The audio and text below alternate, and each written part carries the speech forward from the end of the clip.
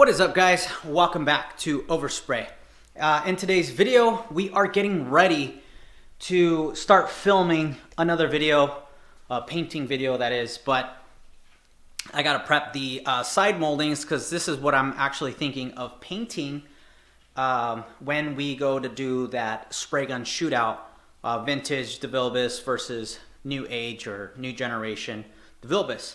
So let me show you guys what I have to do right now, and then we'll start working on the side skirts.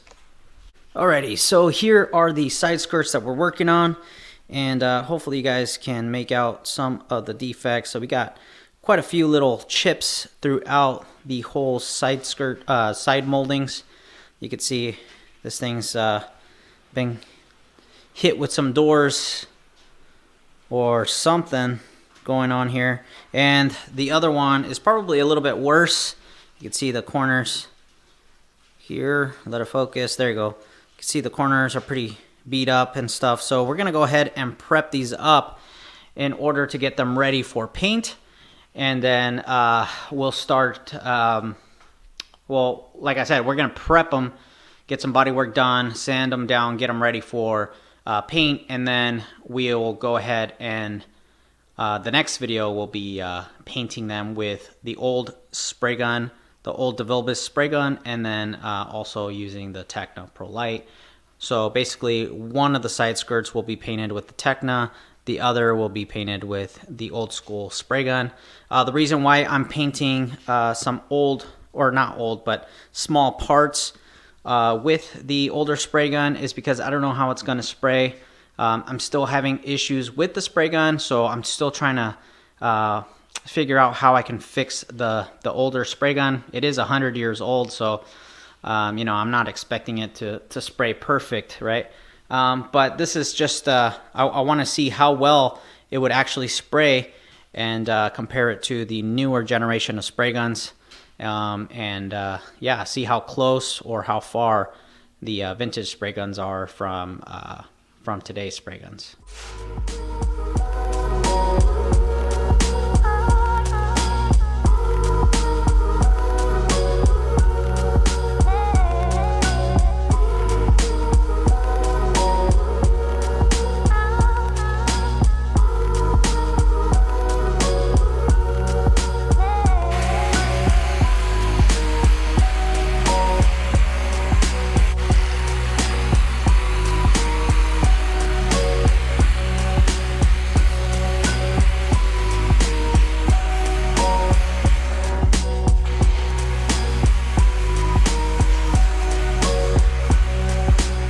Alrighty, guys, so I gave these guys a quick little buzz, as you guys can tell right there. So we just buzzed it real quick with the 320. Still got a couple spots here and there, but that's okay. This was just a quick sand. As you can see, I got most of it. I still got to do the edges, but I'll do the edges by hand. Just really wanted to get a quick sand on these things. You can see this one needs a little bit more right here on this corner, but I am using 320 sandpaper on a DA with a interface pad, and then, like I said, 320 on the sandpaper, and then I also lowered the speed on the DA so it's a bit slower, so it's not as aggressive of a cut.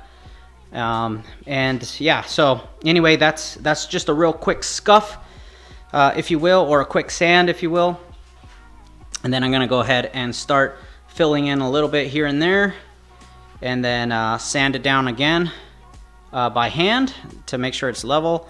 And then I could shoot a layer of primer on top of that, or I could also do it a different way. I could shoot primer on top of this and then kind of fix the little defects from there on out, you know, with some glazing putty or with some you know, body filler.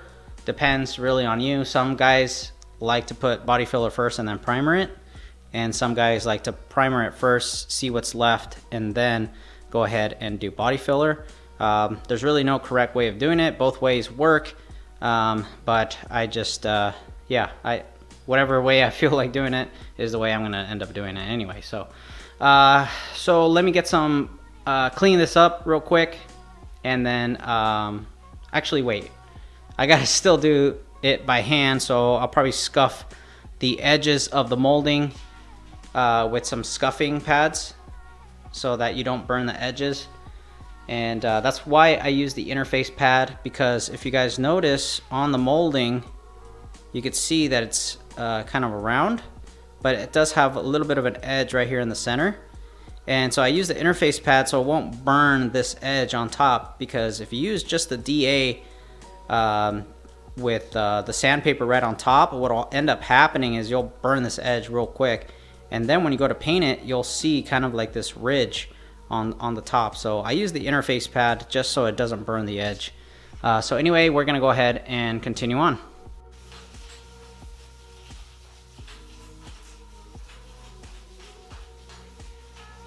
Alrighty guys, so I went ahead and finished off the edges with the maroon scuffing pad. So let's get real close there so you guys can see. So I went ahead and scuffed them up, sorry, excuse my bad English. And then, so I recently got an adapter, a D-cups adapter for my Harbor Freight primer gun. So hopefully this thing will focus. So it's a DPC 11, and this is gonna go onto the my Harbor Freight primer gun. It's a pretty decent primer gun, to be honest with you. It's the HVLP 1.7, and then I'm gonna go ahead and still use some waterborne primer. Where's it at? Right back there. There's some waterborne primer right under the glazing putty. Somebody messaged me and started saying kind of funny things about, oh, you're using 1K, that's a low quality, and this and that, and whatever.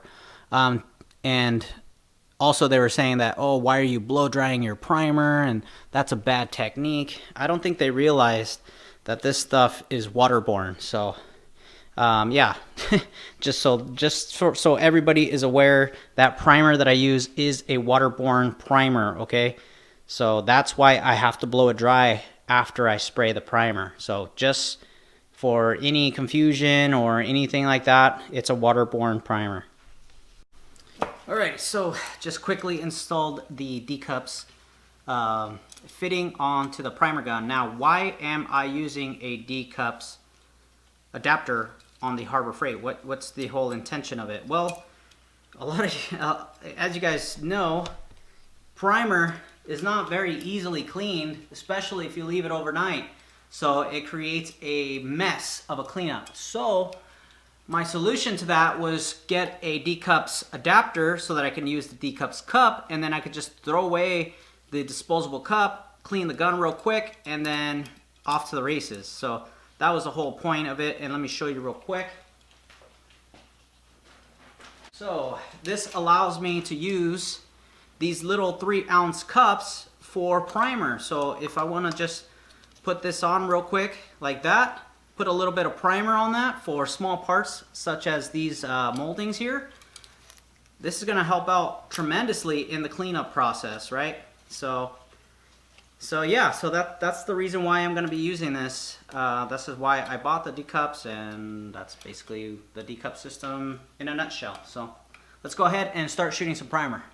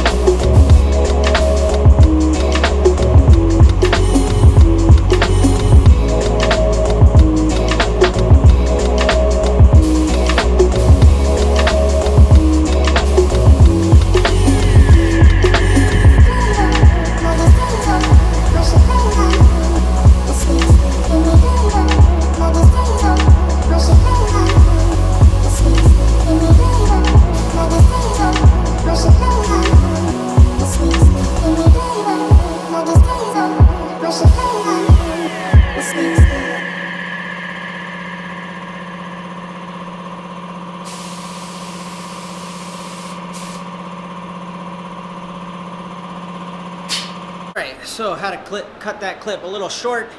Sorry, my hair is all fucked up because of the mask, but kind of made a little boo-boo already. And this is only the second stage of primer, but let me show you what happened. Alright, so hopefully you guys can see. My girlfriend called me right as I was blowing dry this molding, and then look what happened. Yep, that's what happens when you're distracted. So good thing it's just primer, so I can sand that down. Not a big deal, but yeah, it's a boo-boo regardless. But when I spray my primer, I like to spray it wet. I don't know about you guys, but I don't like dry looking primer. And let's see, hopefully it still has a little bit of sheen because it's not completely dry yet. But I'm not sure if you guys can see that, but that primer laid down super flat. And that is because I am laying it nice and wet. That's how you want to lay down your primer if you want a nice smooth finish. Unfortunately, it was still a little too wet. And then, like I said, I did that with the blowgun. I think I just got a little too close, a little bit too distracted, and that's what happened. And then regardless, more leaves are blowing in here. They're all over the place. I can't do anything about the wind outside. And yeah, so, and the only thing is, if I cover this thing up here anyways, they're still gonna come in regardless, because I can't fully enclose myself in the garage, or else I'll suffocate in here. So that is a little bit of the dilemma. You can see I still got a little bit of work ahead of me on the moldings. As soon as the camera cooperates, hello, there you go. So you can see that it's still going to need some glazing putty in certain areas. You can see that the chips through the primer still. So, and that's okay. The primer is not going to fix everything, but anything minor, yeah, the primer should cover, and then go ahead and fix the anything that you need a body fill afterwards. So let me get this thing to dry. I'll probably end up putting the fan on these moldings and close the garage, and then that way they'll air dry. Alrighty, so this is the glazing putty that I'm going to use. This is the USC Pro Glaze. Comes with a hardener, 2K product. Pretty good stuff. I love this stuff. So we're going to go ahead and glaze some of the spots that the primer didn't really cover, and then let this dry, and yeah, come back when it's ready to get sanded.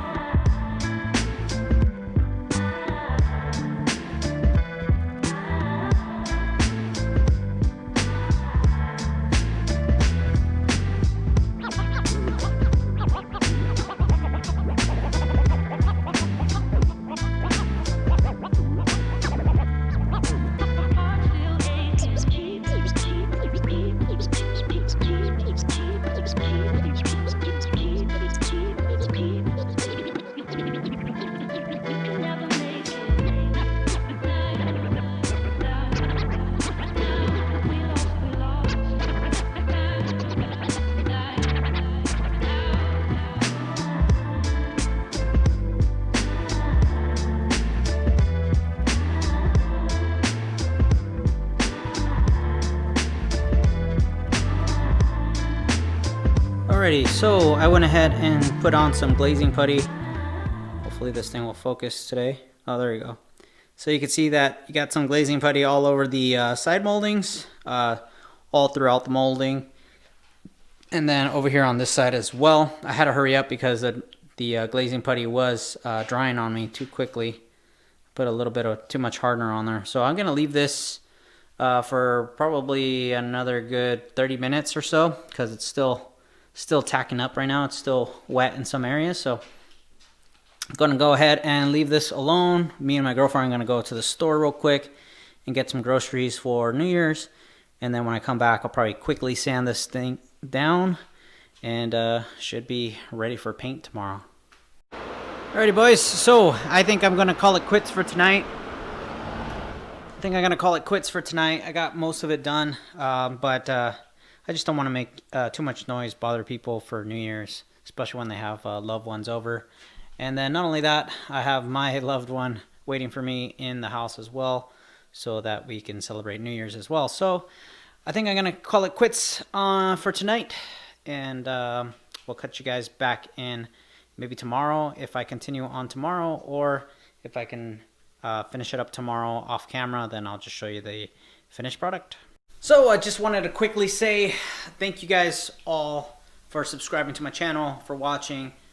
Hope everybody has a safe and happy New Year. 2021 hopefully is better than 2020. I'm sure it will be. Stay safe everyone, and Happy New Year from Overspray to you guys. And yeah, as always, stay spraying. Catch you guys on the next one.